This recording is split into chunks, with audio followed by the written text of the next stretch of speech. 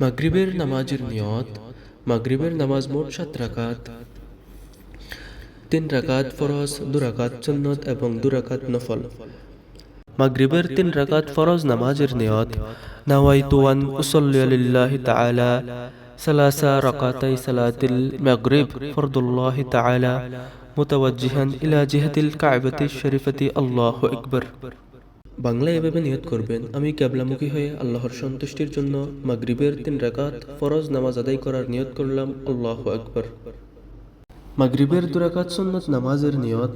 নাওয়াইতু আন উসাল্লি লিল্লাহি তাআলা রাকাতাই সালাতিল মাগরিব সুন্নাতু রাসূলিল্লাহি তাআলা মুতাওয়াজ্জিহান ইলা জিহাতিল কাবাতিশ শরীফাতি আল্লাহু আকবার।